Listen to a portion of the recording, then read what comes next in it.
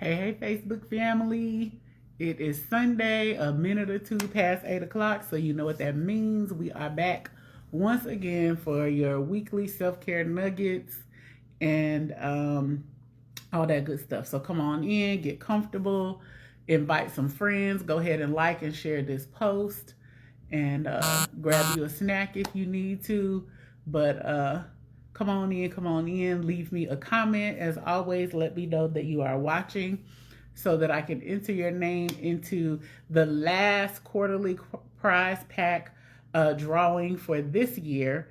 And I do have the winner for the third quarter, so I will be announcing that in just a few minutes.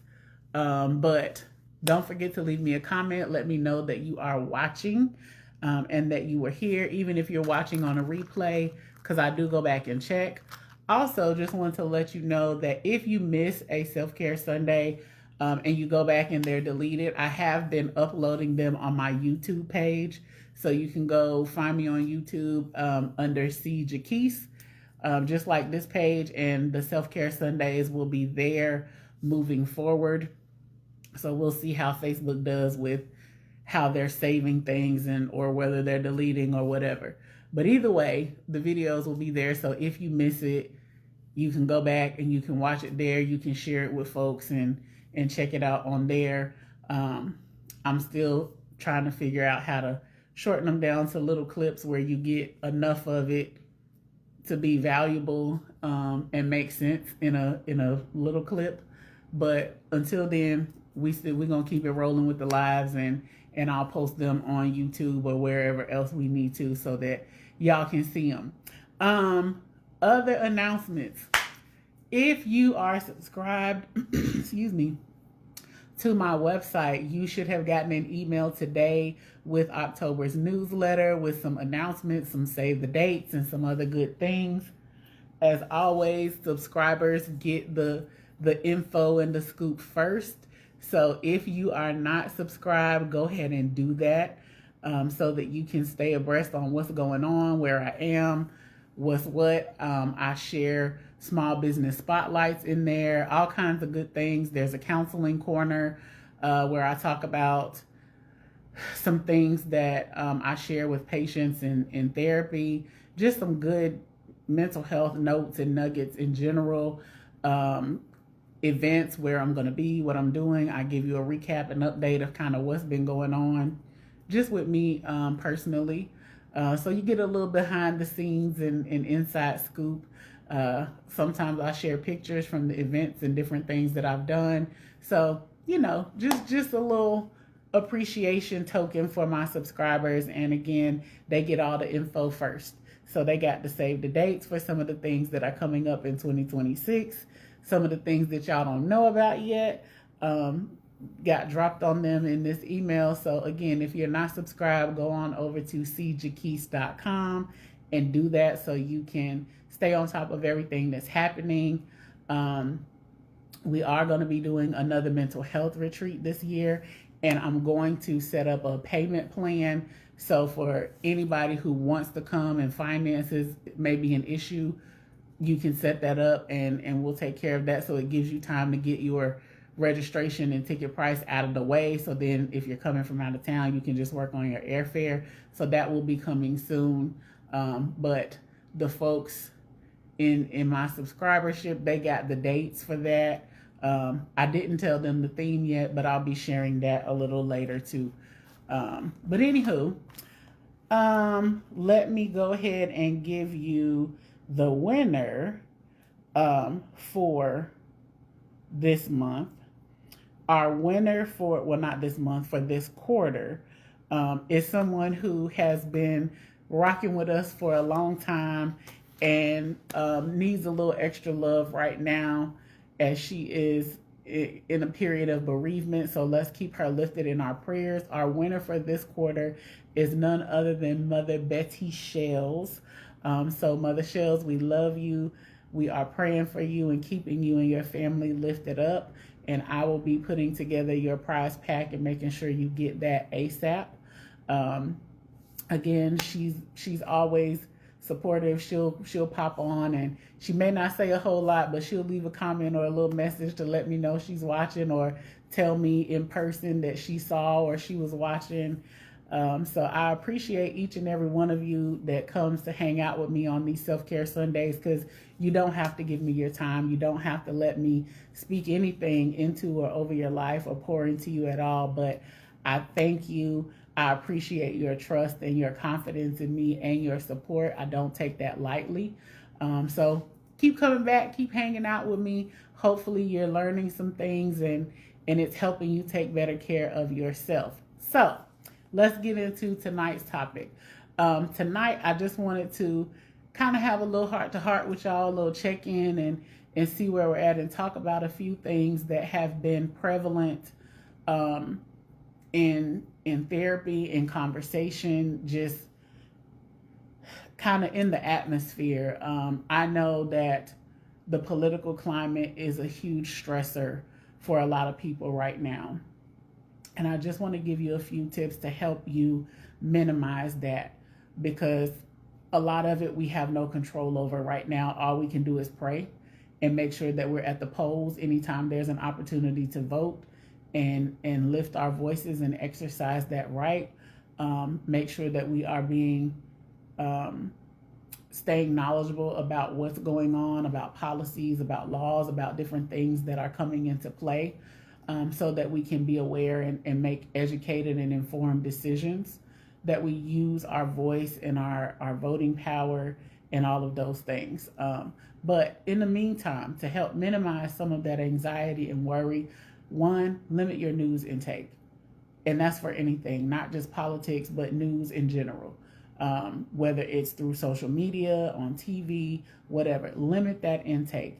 Limit the intake of anything that's negativity, that causes your countenance, your spirits, your demeanor to drop low, that causes you stress or anxiety. Limit that.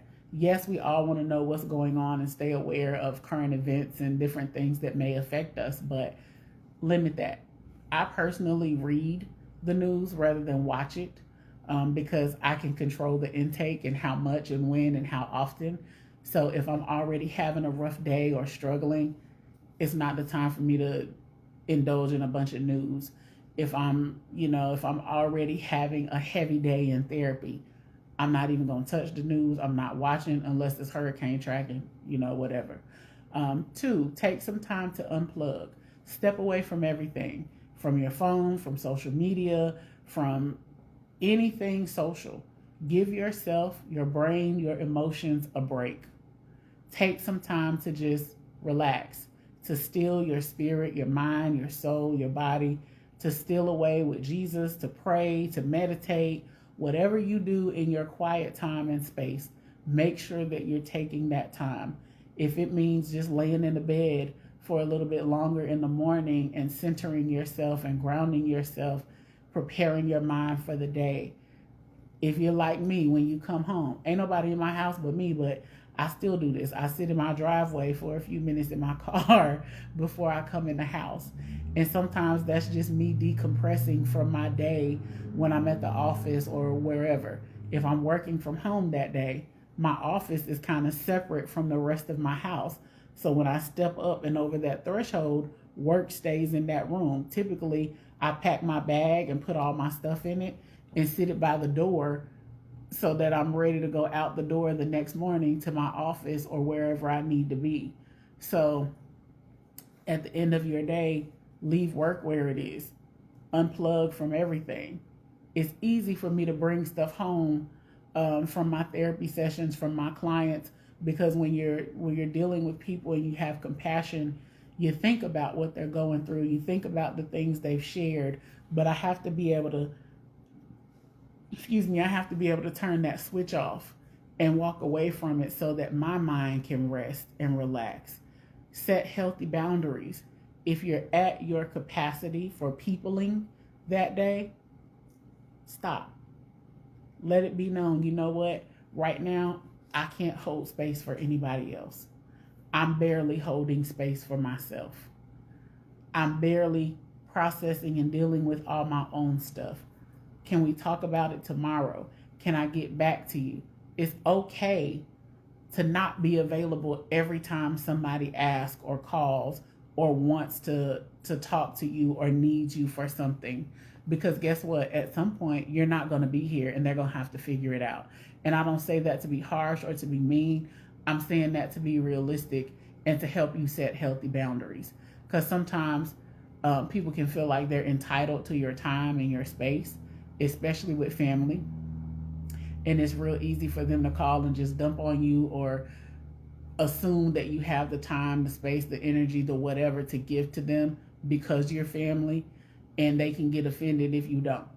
So set those healthy boundaries with everybody, not just family, work, your partner, your kids, whomever. Make sure that you can carve out some time for you to recharge, to refresh yourself, to just do nothing, to truly rest and relax, because a lot of us just keep going and going and going like the Energizer Bunny, and we're burnt out, we're exhausted, we're run down, and nobody and nothing is getting the best of us. And then with everything else that's going on in our atmosphere, in our environment, it's overwhelming. So then anxiety goes from here to here, and we're drowning, and we're swallowed up by all of the things that we don't have control over, and we're struggling to manage the things that we do. So make that time and space. The other thing I want to say is make sure that you're getting rest. Go to bed. Whatever it is, it's going to be there in the morning when you wake up. There ain't no point in staying up all night worrying about it, ruminating over it, tossing, turning, fussing. Pray about it. Leave it at Jesus' feet and keep it moving. So, if that's what has been keeping you up at night, make sure that you take the time to go to bed, rest, get your sleep, close your eyes, count some sheep if you got to, put on some calming music, make your room cool, wear loose, flowy clothing, nothing constricting or tight, that's breathable. Make sure that you're comfortable in your bed or wherever you sleep, because if you're sleeping and you're not feeling rested when you wake up, it can make you feel even worse. And lack of sleep or poor sleep makes all mental health disorders and issues worse. So make sure that you are getting sleep. If you got a habit of doom scrolling, set yourself a timer so you can turn your phone off, so you can put it on sleep mode or do not disturb. Find something else to do before bed. Read, do a crossword puzzle, meditate, listen to calming music, take a bath or a shower, have a cup of herbal tea, any of those things that kind of help you relax and stay calm or calm down in general. Limit that blue light from your screen. So, just really be intentional about taking care of yourself right now, because a lot of people are restless, are exhausted, are sleeping and still waking up tired because we're in a battle. If you don't know, I'm telling you now, we in real strong spiritual warfare. So if you are spiritually sensitive, that may be why you're feeling tired or exhausted. That may be why you haven't been sleeping well. Pray about those things before you lay down to close your eyes. Spend some time listening, not just talking to the Lord, but listening as well, because instructions are being downloaded. We're gonna need to hear and know what He's been saying and what He's telling us to do. So make sure you're doing that as well. Other things that I wanted to talk about tonight is the changing of seasons. So as we move into fall and it's getting dark earlier, this is where seasonal affective disorder starts to creep up. So if you know that's you, if you know you get the blues when the sunshine goes away, be proactive in caring for yourself and planning activities and things to help lift your spirits, to help keep you occupied and engaged, so that you don't fall into a depression, that you don't fall into that seasonal sadness. Make sure that you are spending time out in the sun when you can during the daytime. And if your vitamin D is low, now would be a great time to get some supplements, to talk to your doctor about boosting that and getting the levels where they need to be, because it plays a big part in mood stabilization and overall health, every cellular function in your body, not just mental health, but overall health. And ask me how I know, because mine was in the pits. And B12, vitamin D, and iron were super low. And I was feeling exhausted all the time, but I just kept going because my body had gotten so used to the deficit that it felt normal. So if that's you, if you haven't had lab work done, go get some, okay? So make sure that all of your parts and pieces are being checked and taken care of. Also, ladies and gentlemen, because it can apply to men too, this month is Breast Cancer Awareness Month. If you have not had your annual mammogram, ladies, go get your boobies smashed. It's not too late to make an appointment to go get them checked out. I hope you're doing your self-checks at home, but also make sure you get your annual mammogram, because early detection is one of the biggest weapons in the fight. Shout out to all my survivors out there. For those who are currently battling, we're praying for you and with you and believing that God has already healed your body. So, yeah. And fellas, breast cancer can happen to you too. Don't just think it's women only. You may not have breasts like we do, but you still have breast tissue, which can become cancerous. So if you feel lumps, knots, or weird things in your chest, go get that checked out. Talk to your doctor about it. Don't just ignore it or pretend that it's not there, because they'll do an ultrasound and imagery to make sure that you're okay, because men can get breast cancer too. So anywho, just a quick check-in tonight. Like I said, I wanted to give you a few things. I don't want to overload you or bombard you, because I know that everybody's mental is kind of taxed right now. But I have some really great things to share with you guys this month. It's also Domestic Violence Awareness Month. So we wear purple for that, pink for breast cancer awareness, and it's also Clergy Appreciation. Next Sunday, I believe, is the 12th, yes, which is Pastor's Appreciation Day. The whole month is Clergy Appreciation, but next Sunday in particular is the day that they deem as Pastor's Appreciation. So if you have a pastor, a minister, clergy person that you're close to, this is the time to show them some love, to be a blessing to them, let them know that you appreciate them, to send them a message, a card, a dinner, a basket, a gift, something out of the ordinary to let them know, hey, I appreciate you laboring on my behalf in the spirit. I appreciate your study time, the diligence you give to the word, whatever it is that they contribute to your life. That walk and the answering of that call is not an easy one. So love on the folks that are close to you, that are clergy members. If you have a pastor, show them some love this month. Treat them well, because you don't know the battles they fight on your behalf. All right. So I'll be back next Sunday, but throughout the week as well, with posts with information about breast cancer awareness, about DV awareness, about just mental health things in general. Also, don't forget, you can go to my website to purchase your merch and books. I didn't even tell y'all about the suicide walk. I forgot. It was phenomenal. I did post a little snippet and some clips from the walk. It was great. I definitely want to go back again next year, and want to be intentional about putting together a team of clinicians and people, whoever wants to come with me, to really go and lend our support to that cause.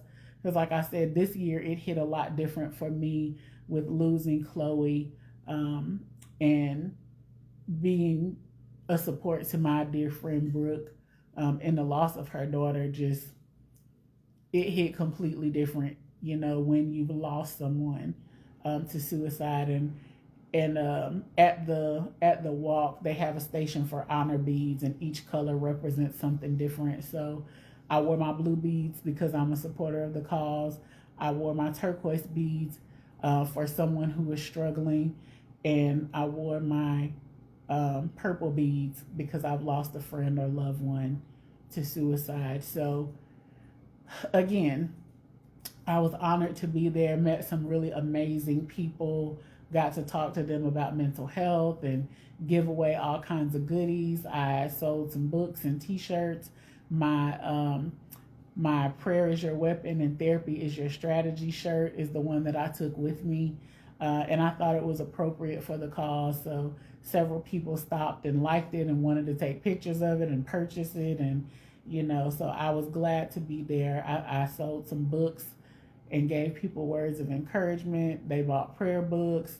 So it was really great, not because of the sales, but just because I got to interact with the people that were there walking for such a sensitive cause, and seeing all of the names and the people who they were walking for and in memory of. And honey, I sat at that table and cried like a baby when everybody was over doing the welcome and all of the stuff, and I was just sitting at my vendor table taking it all in and just being present in the moment and really feeling the weight of it all. So if you've never been to an Out of the Darkness walk or something like that, make it a point to go, to get involved, find a cause that you can advocate for and be a support to, whatever it is that's near and dear to your heart.